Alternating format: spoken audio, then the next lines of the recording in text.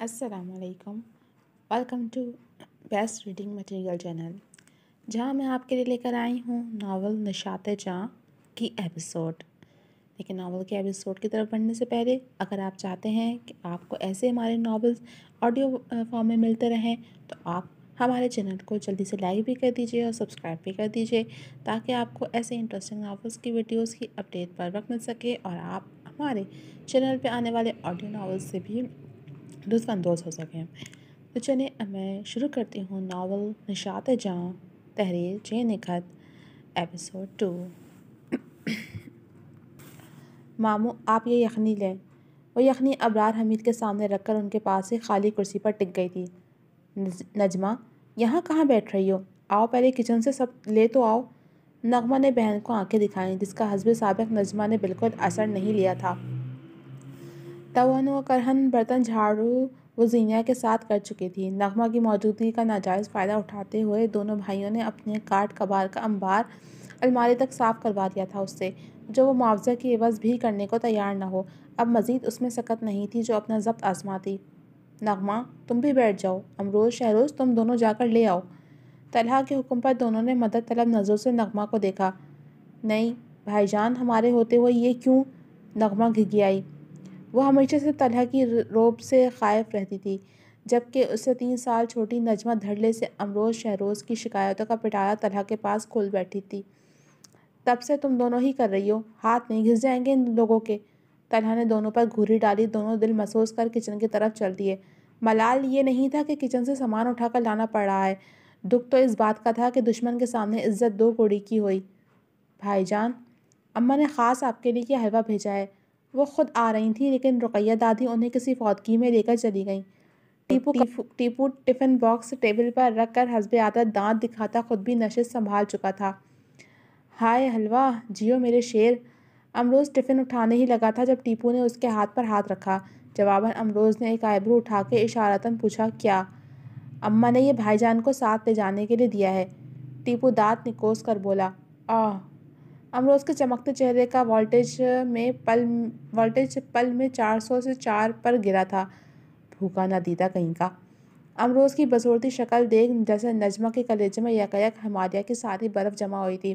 1.5 گھنٹے سے جو دونوں یاجوج ماجوج کے کباڑ خانے پر مشقت کی تھی، ساری محنت مشقت کا ثمر اس لمحے امروز حمید کی للچاتی نظریں دیکھ گویا سود سمیت وصول ہو گیا تھا، اور پھر مزہ تب دوبارہ ہو گیا جب اماں کے ساتھ فوتگی سے رقیہ دادی ادھر ہی نکل آئیں اور دم بھرنے کی مہلت لیے بغیر حسب معمول، حسب سابق اور حسب روایات اپنے لاڈلے تھانے دار کے آگے پورے محلے کی جوان نسلوں کے ہفتے بھر کی کارستانیاں رٹو طوطے کی طرح رٹنے لگیں۔ ماننا پڑے گا یار، اس عمر میں بھی ان کا حافظہ کمال ہے۔ ہم صبح کا کھایا دوپہر بھول جاتے ہیں۔ انہیں 2 ہفتے پہلے مظفر کے ساتھ گلی کے لڑکے سے ہوئی جھڑپ منوان یاد ہے، بما مکالمہ؟ رقیہ دادی کی آئی کیو لیول پر ہمیشہ کی طرح امروز شہروز نجمہ ٹیپو سب حیران تھے۔ میاں میں نے بھی کوئی ادھار نہیں رکھا، سارے حساب کھڑے کھڑے بے باک کر دیے اور منہ پر کہہ دیا میرے بچے جتنے چاہے شرارتی ہوں، بدتمیز قطعی نہیں ہیں۔ وہ ہاتھ جھاڑ کر مخصوص دھونس بھرے انداز میں بولیں، جس پر ندرت بیگم، ابرار حمید اور نغمہ کے لبوں کو نرم مسکراہٹ نے چھوا تھا۔ طلحہ بھی ان کی محبت پر مسکرا دیا تھا۔ رقیہ دادی ان کے پورے محلے کی دادی تھیں۔ شوہر محکمہ ریلوے میں ملازم تھے، جن کا ریٹائرمنٹ کے بعد ہی انتقال ہو گیا تھا۔ اللہ نے انہیں اولاد جیسی نعمت سے محروم رکھا تھا، جس پر انہوں نے رب سے شکوہ شکایت کرنے یا کڑھنے کے بجائے پوری گلی کے بچوں کو اپنی اولاد مان لیا تھا۔ ان کی یہی محبت وجہ تھی جو شوہر کے انتقال کے بعد رشتہ داروں کی جانب سے ہوئی ساتھ چلنے کے لاک اصرار پر وہ سبھاؤں سے انکار کر یہیں مقیم رہی تھیں۔ اس محلے میں بسے ہر مکان کے مکینوں کے دل میں رقیہ دادی کے لیے محبت و احترام کا اندازہ یوں لگایا جا سکتا تھا کہ آج بھی اور آج تک ان کے ڈانٹ پھٹکار دھتکار پر کسی بچے یا والدہ نے پلٹ کر ان سے جواب طلبی کرنا تو درکنار ہلکا اعتراض تک نہ کیا تھا، کیونکہ سبھی جانتے تھے وہ مزاج کی تھوڑی تیز ہیں، لیکن ان کے تیکھے مزاج میں محبت کے اظہار کا انداز بھی نرالا ہے۔ یوں تو محبت سب بچوں سے یکساں ہی تھی ان کی، لیکن طلحہ میں نہ جانے کون سے سرخاب کے پڑ نظر آتے تھے انہیں، جو ہمہ وقت اس کے صدقے واری جاتی تھیں، اور ان کی یہی طوطا چشمی بچوں کو کافی بھاری پڑتی آئی تھی ہمیشہ سے۔ روشنی ان کے انداز محبت پر ڈالی جائے تو درست مثال کچھ یوں تھی کہ کوئی بھی باہر والا ان کے کسی بھی راز دلارے آنکھوں کے تارے کی شکایت لے کر حاضر ہو جائے تو پھر بیچارہ کانوں کا ہاتھ لگاتا، دوبارہ ساری عمر کسی کی شکایت کرنے سے پہلے 1000 بار نظر ثانی کرتا۔ البتہ وہ بذات خود اپنے لاڈلے کے روبرو اسم گرامی کے ساتھ مفصل و تفصیلاً ایک ایک کی پول کھول کر شامت دلوانا اپنا بنیادی حق سمجھتی تھیں۔ امروز شہروز کی زبان میں باقاعدہ رقیہ دادی کے پاس ایک الگ ہی لیول کا شکایتوں کا پٹارا ہے، جو صرف طلحہ مطلب تھانے دار جی کی مد مقابل ہی کھلتا ہے۔ لیکن دادی، آپ نے تو اس طرح اپنے شریر بچوں کو شے دے دی نا، طلحہ نے انہیں احساس دلانا چاہا۔ کیسی شے میاں؟ کان پکڑ کے ٹھیک کر دوں گی میں، دادی تنک کر بولی، جس پر ٹیپو کا بے ساختہ کان پر ہاتھ گیا تھا، کیونکہ 2 دن پہلے ہی یہ ستم اس پر ٹوٹا تھا، جب وہ کلام پاک پڑھانے آئے مفتی صاحب کے پاس جانے کے بجائے مزے سے چھت پر ٹنکی کے پیچھے فون کھول کر بیٹھ گیا تھا، اور جیمز بانڈ کی استاد دادی کو نہ جانے کس موکل نے خبر کر دی تھی، جو وہ جھٹ بو سونگھتے ہوئے وہاں آفات ناگہانی کی طرح نازل ہو گئیں۔ اب پھر جو بھری محفل میں ٹیپو کی عزت ہوئی، واللہ نہ میں کہوں میاں، وہ ہوتے کون ہیں میرے بچوں کی شکایت مجھی سے لگانے والے؟ ارے بچے ہیں، پتنگ لوٹ رہے تھے، ایک دوسرے سے بازی لے جانے میں اگر چھت پر کود پڑے تو کون سا آسمان ٹوٹ پڑا تھا، یا چھت پھوٹ گئی تھی جو وہ شکایت کا شوشہ لے کر حاضر ہو گئے؟ رقیہ دادی تو اپنی نرالی محبت میں بول گئیں، لیکن پول کے دھڑلے سے کھلنے پر امروز، شہروز اور ٹیپو تینوں بے تنہا بوکھلا کر کھڑے ہوئے۔ یار، یہ دادی کا دل دہلا دینے والا محبت کا انداز تھانے دار کے ہاتھوں ہماری دھلائی کروائے بغیر نہیں مانے گا۔ امروز روحان سا ہوا، کیونکہ طلحہ کے نرم تاثرات پل میں سرد و سپاٹ ہوئے تھے، اور زاویہ نظر دادی کے بجائے ان تینوں شریف بچوں پر آن ٹھہرا تھا۔ شاید میں نے تم لوگوں کو طریقے سے سمجھانے کے ساتھ سلیقے سے وارن بھی کیا تھا۔ پھر شامت بلاتا لہجہ ابھرا۔ جواباً متوقع درگت کا نظارہ واضح تینوں کی آنکھوں کے آگے گھومنے لگا تھا۔ امروز نے روحانسی نظروں سے شہروز کو پھر ٹیپو کو دیکھا۔ ان دونوں کی حالت بھی کچھ اس سے مختلف نہ تھی۔ تھوک نگلتے ہوئے جب نظر سامنے پرشوق نظروں سے متوقع عزت افزائی سین کے لیے منتظر نجمہ پر پڑی تو بس دل کیا پھوٹ پھوٹ کر رو دے۔ وہ ایسا کر بھی گزرتا، لیکن اچانک دماغ میں خیال کندہ۔ دادی، آپ نے دیکھا آج پھر نورہ غائب ہے؟ کل رات سے سارے زنانہ کم ہم 2 مرد کر رہے ہیں۔ دیکھیں، میرا تو ہاتھ بھی جل گیا ہنڈیاں بھونتے ہوئے، اور برتن مانجنے میں چھوٹے کا ہاتھ چھل گیا، یہ دیکھیں۔ کمال تیزی سے دماغ چلاتے امروز نے جلدی سے اپنا اور شہروز کا ہاتھ پکڑ کے رقیہ دادی کے سامنے کیا، مبادا موقع نہ نکل جائے۔ اچانک روئے سخن کے بدلنے کے پیچھے کا اصل مقصد طلحہ کو جیسے ہی سمجھ آیا، اس نے دانت پیس کر لب کشائی کے لیے لب وا کرنے چاہے، لیکن شہروز نے بال فوراً اپنی گرفت میں لے لیا، اور سلسلہ کلام کو سمٹنے سے پہلے طول دیتے ہوئے گویا ہوا۔ دادی، وہ گزشتہ ہفتے آپ بتا رہی تھی نا کوئی مستقل حل نکالیں گے اس مسئلے کا، اور یہ بھی کہا تھا کہ اب کی باری تھانہ دار گھر آئے تو اس مسئلے پر کھل کر بات کریں گے، پھر دیر کس بات کی ہے، آپ پرمیننٹ سولوشن بتائیں۔ طلحہ سے نظر بچا کر اس نے ابرار حمید کو دیکھ آنکھ کا کونا دبایا۔ ہاں دادی جلدی پلیز، تھانے دار یوں بھی پردیسی ہیں، ابھی فون آیا ابھی نکل گئے۔ ٹیپو بھی پرجوش ہوا، کیونکہ وہ ٹیم ورک میں پختہ یقین رکھنے والا بندہ تھا۔ ابرار حمید اور ندرت بیگم دونوں بلکہ تینوں کی چالاکی پر نفی میں سر ہلا کر رہ گئے، البتہ نجمہ ان دونوں کی حاضر دماغی اور بچت ہو جانے پر تلملا کر رہ گئی۔ اچھا خاصا دونوں کی کھچائی کا ماحول بنا تھا، لیکن شومِ قسمت آخر وقت میں پوری بساط ہی پلٹ گئی۔ تم دونوں صحیح یاد کروایا ہے بچے نے، میں بھی کب سے سوچ رہی تھی کہ مجھے تم سے کچھ ضروری بات کرنی ہے۔ طلحہ دونوں کا گلا دبانے اٹھنے ہی لگا تھا کہ رقیہ دادی نے اس کے بازو پر ہاتھ رکھا۔ میاں دیکھو، ماشاءاللہ سے تم کیا کہتے ہیں انگریزی میں؟ دادی نے ذہن پر زور ڈالا۔ اسٹیبل دادی، ٹیپو نے فوراً حصہ ڈالا۔ طلحہ جبڑے بھینچ گیا۔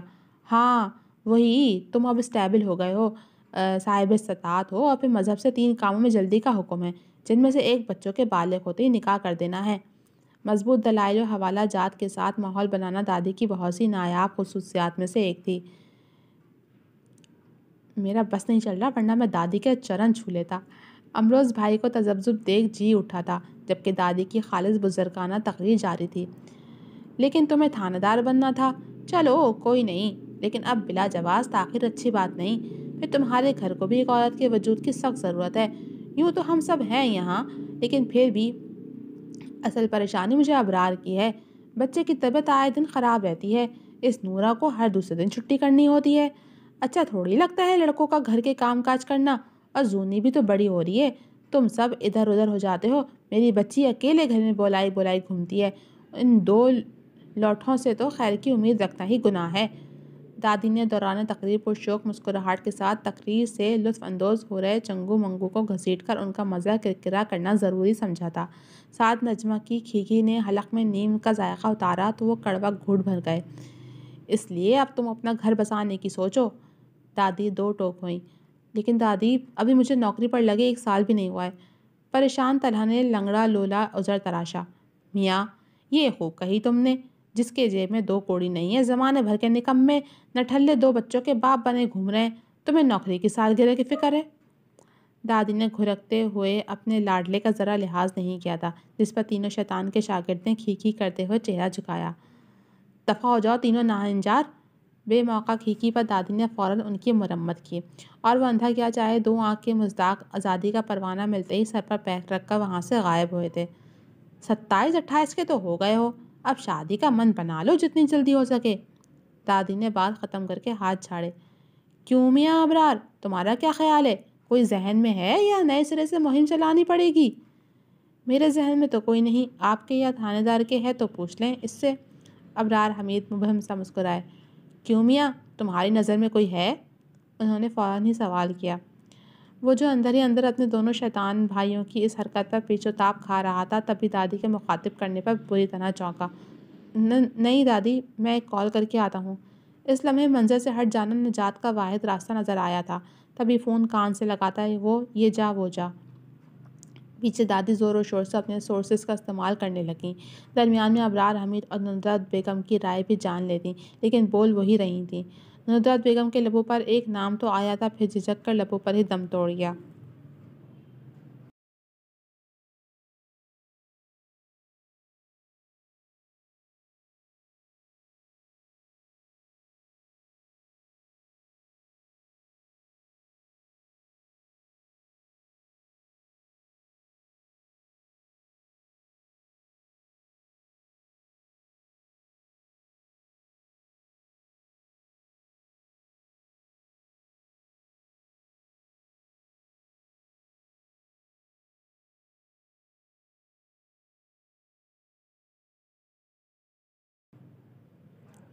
اس نے پینٹ ہاؤس میں قدم رکھا تو جیسے تیز میوزک نے دماغ کے سارے چولہے ہلا دیں۔ برسیلوں کی اچھی خاصی ساحرانہ آواز اس وقت اعصاب پر ہتھوڑے کی مانند برس رہی تھی۔ پہلے ہی کلب سے تیز میوزک اور شراب شباب کو چھوڑ سر سے اٹھتے ٹیسوں کی وجہ سے جان چھڑا کر آیا تھا۔ رابن کے اتنا زور دینے کے باوجود اس نے ڈرنک نہیں کی تھی، اور گھر میں آتے ہی تیز میوزک کی کان کے پردے پھاڑتی آواز نے جیسے حصے سماعت کی شامت ہی لے لی تھی۔ شومئی قسمت وہ در و دیوار میں ارتعاش کا باعث بنی آواز کو بند کرنا تو درکنار کرنے کے بارے میں سوچ بھی نہیں سکتا تھا۔ لاکھوں کا چیک پھاڑنے والی پر بھلا کون اعتراض یا احتجاج بلند کر سکتا تھا؟ وہ کنپٹی مسلتا وہیں صوفے پر ڈھہ گیا تھا۔ مان دونوں کانوں میں باہر تک روئی ٹھونسے کان کے نازک پردوں کو محفوظ کرنے کی ناکام کوشش میں ہلکان نگین بیگم اس کی ماں ہاتھ میں پورا کاٹن باکس لیے وہاں نمودار ہوئی تھیں۔ تنے نقوش، ماتھے پر انگنت بل، ناگواریہ سے سرخ چہرہ، بس لب با مہر تھے۔ آخر دولت نام کس چڑیا کی ہے؟ عزت، میری برداشت جواب دے چکی ہے۔ فار گاڈ سیک جاؤ۔ نگین بیگم نے باضابطہ ہاتھ جوڑے تھے، جس پر عزت نے شاکی نظروں سے ماں کو دیکھا، جو ہمیشہ ایسے موقع پر اسے نوالا بننے کے لیے شیرنی کے کچھاڑ میں آپ بیل مجھے مار زب المثل پر کھڑا اترنے کے لیے دھکا دے دیتی تھیں۔ جاؤ، گاڑی کی چابی وہ اپنے ساتھ لے کر بند ہوئی ہے، ورنہ میں کبھی اس پینٹ ہاؤس کم ساؤنڈ کارڈ میں نہ رہتی۔ اسے ہنوز صوفے پر نیم دراز دیے وہ چیخیں۔ آج کیا ہوا ہے؟ وہ کسل مندی سے اٹھ بیٹھا تھا، درد سے پھٹتا سر، اس پر تیز میوزک کا شور، رہی سہی کسر اس کی ماں پوری کر رہی تھی۔ کانیکشن فنکشن تھا آج کوئن وکٹوریہ کا، اور کیا؟ وہ منہ کے زاویے بگاڑ کر طنزیہ بولیں، جس پر عزت نے سرد سانس خارج کیا تھا۔ وجہ کو مد نظر رکھا جائے تو میوزک کا والیوم بہت کم تھا۔ ہونا تو یوں تھا کہ پورا امریکہ آج بہرا ہو جاتا۔ ایسا ہو بھی جاتا اگر جو پینٹ ہاؤس کی دیوار ساؤنڈ پروف نہ ہوتی۔ بات اگر ان آسائشات اور بیجا عیاشیوں کی نہیں ہوتی تو؟ دانستہ جملہ ادھورا چھوڑ کر بیٹے کو اشارہ کیا، جس پر عزت نفی میں سر کو جنبش دیتا اٹھ کھڑا ہوا۔ موم، اپنی جگہ وہ بھی صحیح ہے۔ 13 سال بہت ہوتے ہیں۔ وہ اپنے خودغرض ماں کی نفرت زدہ چہرے پر ایک متاسف نظر ڈال کر ان کے ہاتھ سے روئی لے کر دونوں کانوں میں ٹھونستا تباہی کا تفصیلی جائزہ لینے سیڑھیوں کی طرف بڑھا تھا۔ سابقہ روایت قائم رکھتے اپنے اندر کی بھڑاس گھر میں قدم رکھتے ہی نکالی گئی تھی۔ تبھی توڑ پھوڑ کے نشانات ہر طرف بکھرے تھے۔ ہلکی پھلکی جھلیوں کے بعد پہلی سیڑھی پر ملاقات آبرو میڈم کی 2 دن پہلے بڑے چاؤ سے خرید کر لائی گئی قیمتی کرسٹل شو پیس سے ہوئی تھی، جو کل تک زینت بننے پر نازاں تھا، آج بیچارہ زحمت بن جانے پر ارزاں اپنی اس قدر ناقدری پر قدموں میں پڑا رو رہا تھا۔ لاکھوں کے شو پیس کو تعصب سے جوتے کی نوک سے ٹھوکر مار کر اسجد نے بالکل ہی بے مول کر دیا تھا۔ دوسری سیڑھی پر سامنا بیش قیمت گلدان سے ہوا تھا، جو شاید طیش کے آلے میں بھاری ضرب لگنے کی وجہ سے ایک جانب لڑکھا ہوا تھا۔ وہ اس سے بھی اظہار ہمدردی کی زحمت اٹھائے بغیر بے حس بنا اسے عبور کر کے آگے بڑھ گیا۔ اب جب بڑی محبت و چاؤ سے خرید کر لانے والی ہستی نے ہی درگت بناتے ہوئے خیال نہیں کیا تھا تو وہ کیوں دل جوئی کرتا؟ پھر حسب توقع ہر زینے پر کوئی نہ کوئی آرائش و زیبائش کا بیش قیمتی سامان سلامت یا پھر ٹوٹی پھوٹی حالت میں بکھرا کچھ دیر پہلے آئی تباہی سے آگاہ کرتا رہا تھا۔ وہ بڑے بے پرواہ انداز میں دیدہ زیب سجاوٹ کے قیمتی اشیاؤں کو نظر انداز کرتا زینے طے کرتا رہا، جیسے یہ معمول کی بات ہو۔ سچ بھی یہی تھا، یہ معمول کی بات ہی تھی۔ آبرو کا جنونی غصہ اور توڑ پھوڑ تو وہ بچپن سے دیکھتا آ رہا تھا، وجہ سے بھی بخوبی واقف تھا۔ کبھی وہ اپنی ماں کی طرح آبرو کی فرسٹریشن نکالنے پر بیزار یا متنفر نہیں ہوتا تھا، بلکہ اس سونے کی گڑیا سے ہمدردی محسوس کرتا تھا، جو نہ کردہ گناہ کی پاداش میں یہاں قید تھی۔ سیڑھیوں کے اختتام پر چھوٹی سی لابی کی حالت واقعی قابل رحم تھی۔ اصل افسوس اسجد کو وہ پینٹنگ دیکھ کر ہوا تھا جسے آبرو نے ایگزیبیشن سے ضد میں دگنی قیمت ادا کر کے اپنی ملکیت میں لی تھی۔ گو کہ یہ پینٹنگ اسے کچھ خاص پسند نہیں تھی، لیکن اس کی حریف جینی کو پسند آ گئی تھی۔ جینی کو نیچا دکھانے کے لیے خود بخود آبرو کی نظروں میں چیزیں اہمیت پا جاتی تھیں۔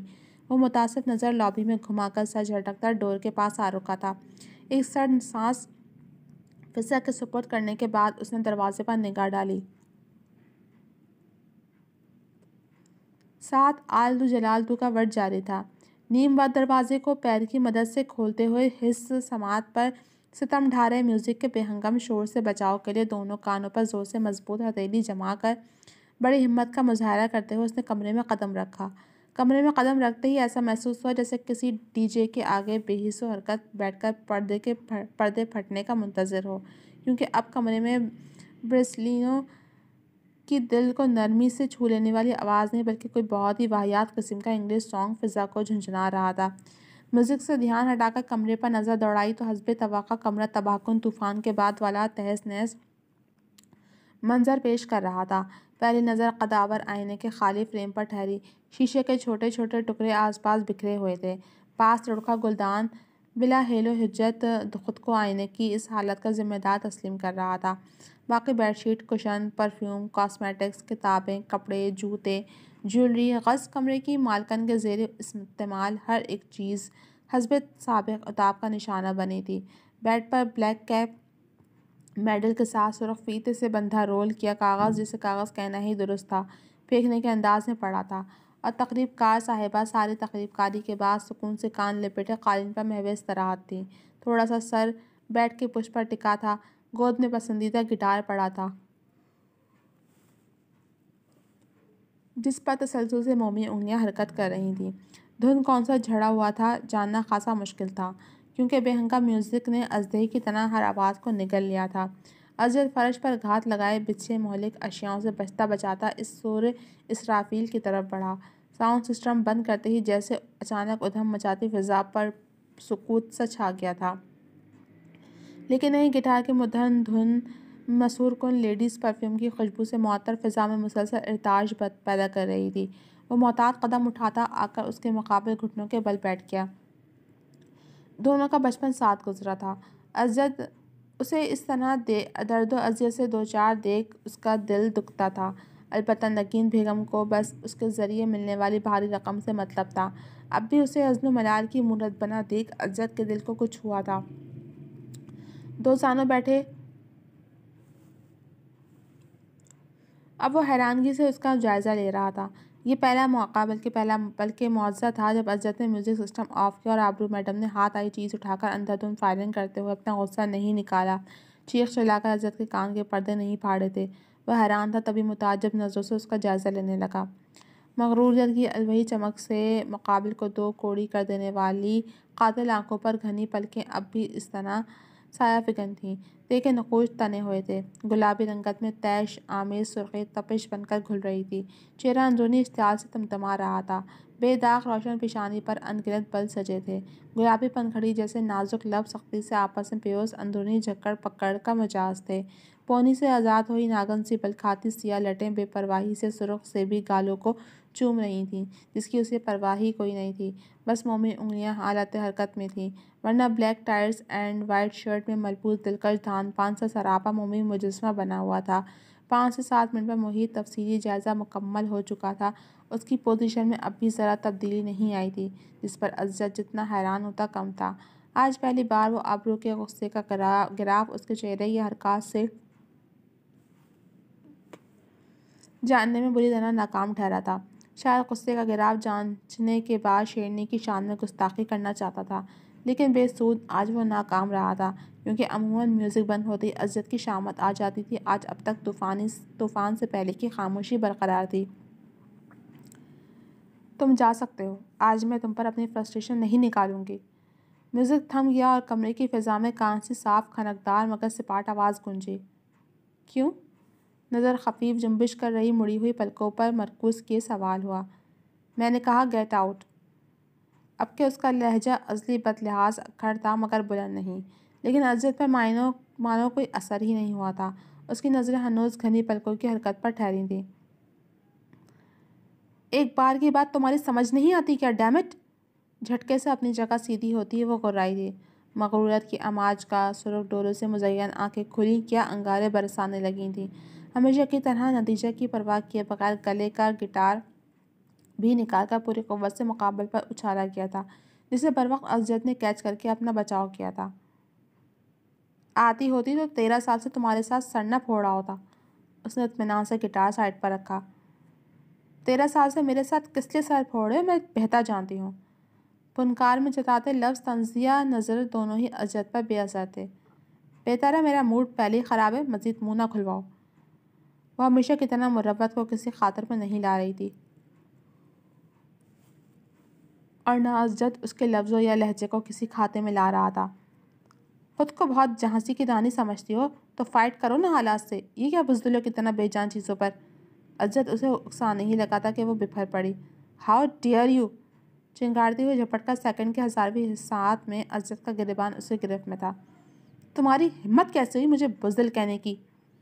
اسے کھولتے ذہن میں ازجد کے لفظوں سے شعلے لپک اٹھے تھے، بس نہیں چل رہا تھا کیا کرتے۔ بولتے کیوں نہیں ہو باسٹرڈ؟ ہمت کیسے ہوئی؟ وہ حلق کے بل چلاتی بدتمیزی سے اس کا گریبان پکڑ کر جھنجھوڑ رہی تھی۔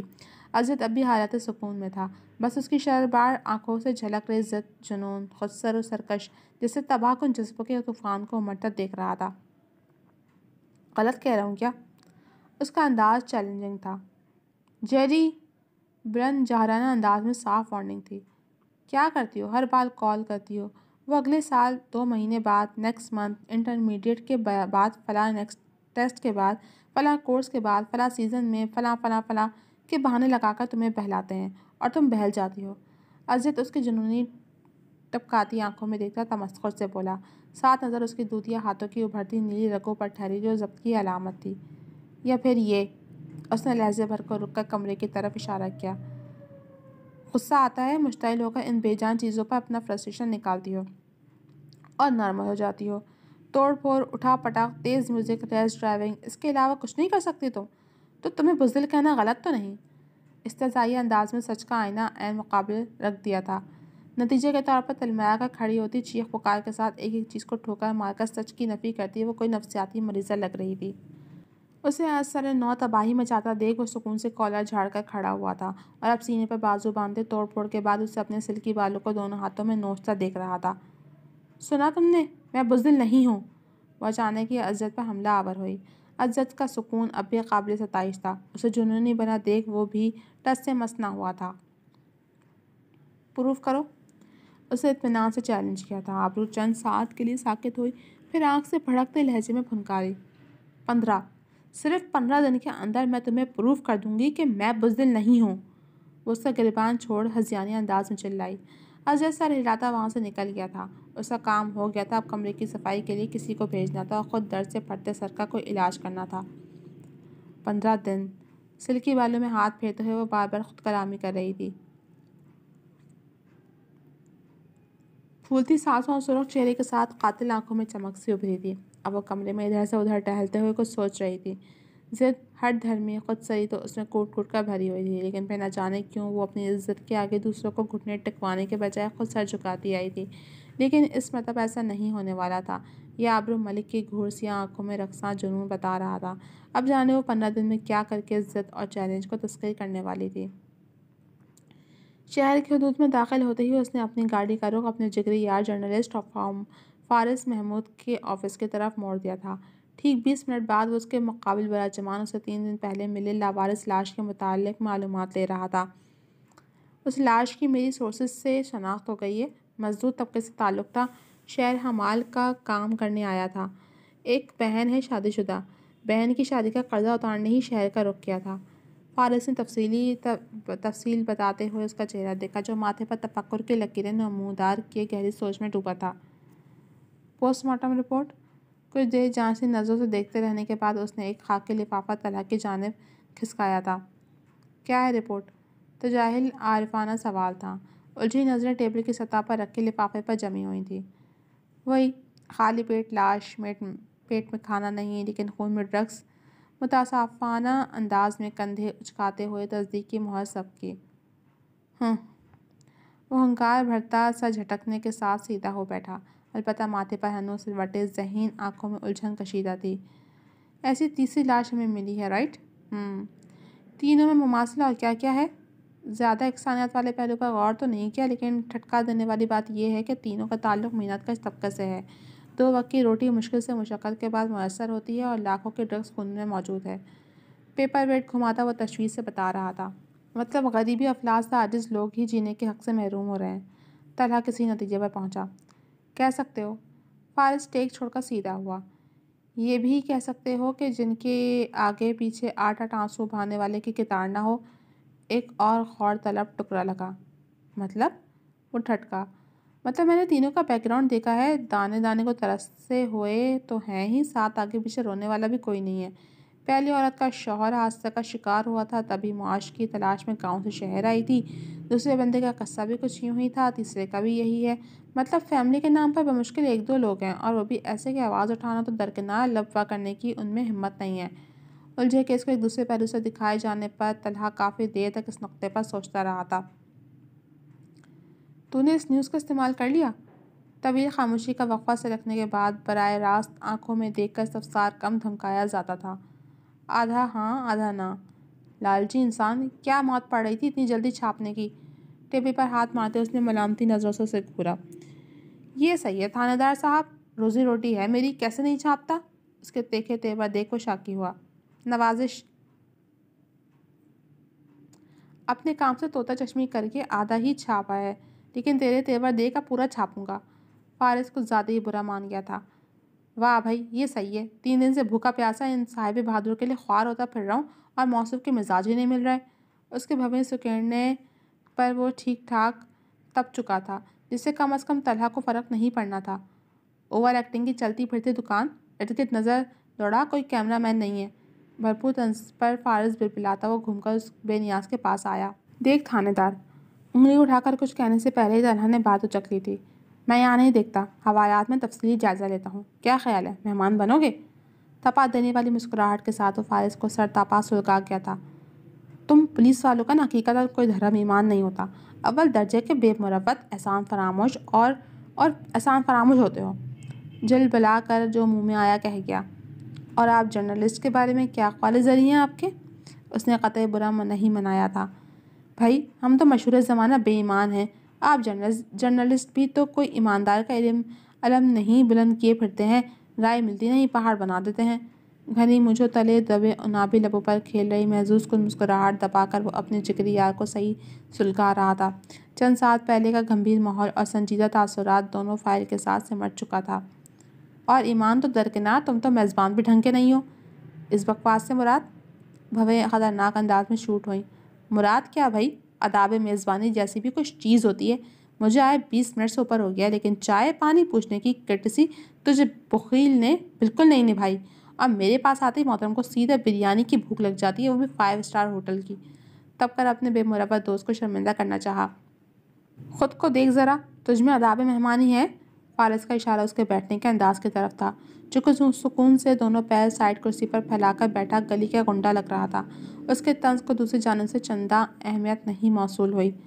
And for your kind your information تھانے دار صاحب، آپ یہاں اپنی غرض سے آئے ہیں، دوست کے لیے نہیں، لیکن جب میں آپ کے پاس آتا ہوں تو خالص آپ سے شرف ملاقات حاصل کرنے آتا ہوں۔ وہ کرسی کھینچ کے اس کے مقابل بیٹھ گیا تھا، جو مسلسل زچ کر دینے والی مسکراہٹ کے ساتھ فارس کا بلڈ پریشر بڑھا رہا تھا۔ غرض سے آؤں یا مرض سے، میری آؤ بھگت کرنا تمہارا فرض ہے۔ کندھے اچھا کر بے نیازی سے اپنے موقف پر ڈٹا تھا۔ تجھ سے نہ بحث فضول ہے۔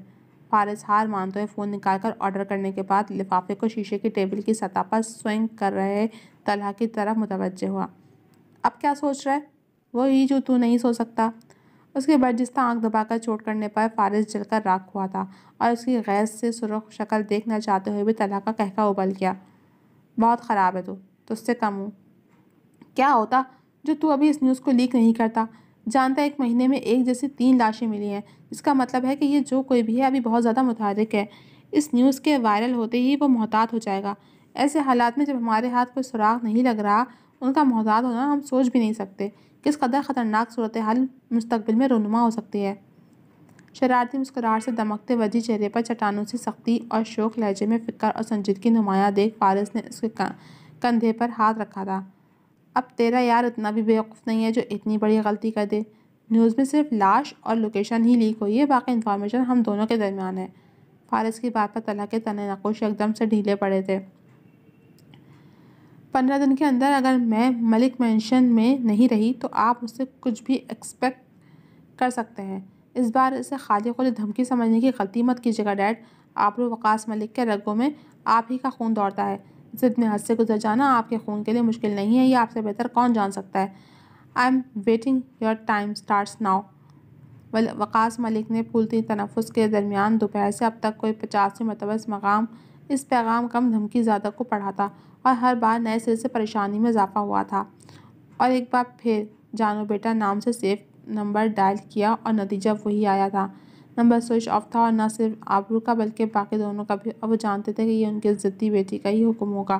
اس بار ان کی جان سے عزیز بیٹی نے اپنی ضد کے آگے وقاص ملک کے سارے فرار کی راہیں مسدود کر دی تھیں۔ مصلحت و مفاہمت کے تمام تر دروازے بند کر کے وہ اپنا مشکل ترین فیصلہ ان پر تھوپ چکی تھی۔ بے بسی کی انتہا کو چھوتے ہوئے ان کا مضمحل و ملول ہونا جائز تھا۔ یہ تو طے تھا کہ اس بار آبرو کی ضد کے آگے انہیں گھٹنے ٹیکنا ہی ہوگا، پر اس کی ضد کے آگے سر تسلیم خم کرنے کا مطلب تھا مستقبل کے بھیانک نتائج کے لیے خود کو تیار کرنا، جان کر اندھے کنویں میں چھلانگ لگانا۔ اور ایسا سوچ کر ہی وقاص ملک کا لرزتا دل سکڑ کر پھیلنا بھول جاتا تھا۔ جب سے پیغام موصول ہوا تھا ان کی کیفیت لمحہ بہ لمحہ مضطرب بن آب ماہی جیسی ہوتی جا رہی تھی۔ رات کے دوسرے پہر جہاں تمام زیرو اپنے اپنے مسکن میں سکون کی نیند سو رہے تھے، وقاص ملک کی آنکھوں سے نیند کوسوں دور تھی۔ وہ آنے والے وقت کی اسرار کو لے کر ہلکان تھے۔ پریشانی، اضطراب حد سے سوا تھی۔ لاچار و رنجیدہ وقاص ملک تھک کر جھکے کندھوں اور بوجھل دل و قدم کے ساتھ سست روی سے چلتے ہوئے تاریکی میں ڈوبے وسیع و عریض لان میں نکل آئے تھے۔ لان میں ہر سو سیاہ خاموشی کی چادر تنی ہوئی تھی۔ چاند کی آخری تاریخ چل رہی تھی، تبھی اداس و مغموم آسمان کا سینہ تقریباً خالی تھا، بس اکا دکا تارے ٹمٹما رہے تھے، اور یہی روح میں سرایت کرتی اداسی اور روشنی کے تمام راستے مسدود کرتا ایک گھور اندھیرا وقاص ملک اپنے اندر محسوس کر رہے تھے۔ دماغ سن ہو رہا تھا، سمجھ نہیں آ رہا تھا کہ کیسے اپنی ضدی لخت جگر کو حالات کی نزاکت سے باخبر کریں، اپنی اتنے سال کی مجبوری کی روداد سنائے، کیسے اپنی بے بسی کی داستان بیان کرے اور وہ اس لاچار باپ کی مجبوری کو سمجھ جائے۔ لیکن وہ تو اپنا اٹل فیصلہ بے معروف عرصہ بے لچک دھمکی انہیں سنا چکی تھی، گویا 13 سال کی ریاضت رائے کر گئی تھی۔ وہ اسے بتانا چاہتے تھے، صرف وہی اپنوں کے لیے نہیں تڑپ رہی ہے، 7 سمندر پار بیٹھے اس کے اپنے بھی اس کے لیے اتنے ہی بے کل و بے تاب ہیں، لیکن وہ مجبور ہیں ایسا کرنے پر، جبر کر رہے ہیں خود پر تو اس کی جان کی سلامتی کے لیے، کیونکہ یہاں برسوں سے بدلے کی اندھی آگ میں جھلس رہے دشمن گھات لگائے بیٹھے ہیں، گھات لگائے اس کے منتظر ہیں۔ لیکن وہ یہ سب اس کے علم میں کیسے جاتے؟ اول تو اس نے رابطے کے تمام ذرائع بند کر دیے ہیں، تو وہ صاف لفظوں کا استعمال خود نہیں کر سکتے تھے۔ آپ یہاں ہیں اور میں آپ کو پورا گھر ڈھونڈ کر آئی ہوں۔ حد کرتے ہیں وقاص آپ بھی۔ جبین بیگم ان کے قریب پہنچتے ہی ناراضگی سے بولی، کیوں ڈھونڈ رہی تھی آپ مجھے؟ ان کے لہجے میں صدیوں کی تھکن محسوس کر وہ بے طرح چونکی تھی۔ وقاص؟ انہوں نے بےحد پریشانی سے ان کے کندھے پر ہاتھ رکھ کر ان کا رخ اپنی طرف کیا تھا۔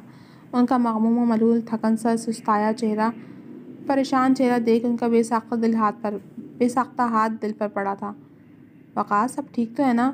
وہ گیلانیوں نے کوئی بکھیرا تو کھڑا نہیں کیا نا؟ جبین بیگم کے دل میں پہلا خیال ہی یہی آیا تھا۔ ان کے پیشانی سے پھوٹتے پسینے کی بوندوں کو وہ نیم تاریکی میں بھی دیکھ سکتی تھی۔ کچھ نہیں ہوا بیگم۔ انہوں نے نرمی سے انہیں اپنے حساب میں لے کر گویا تحفظ فراہم کیا تھا۔ پھر آپ اتنے مضطرب کیوں ہیں؟ یہ دیکھ لیں۔ انہوں نے خاموشی سے فون ان کی طرف بڑھایا۔ اپنی شریک حیات سے کبھی انہوں نے کچھ بھی راز نہیں رکھا تھا۔ ہر سکھ دکھ، اچھی بری بات ان کے ساتھ شیئر کر کے وہ اپنا دل ہلکا کرتے تھے۔ پھر ان کی زندگی میں سوائے منشی ابرار، حمید اور جبین بیگم کے مخلص وجود تھا ہی کون؟ چھوٹا بھائی تو برسوں پہلے کھو کر مہلک دشمن خرید چکے تھے۔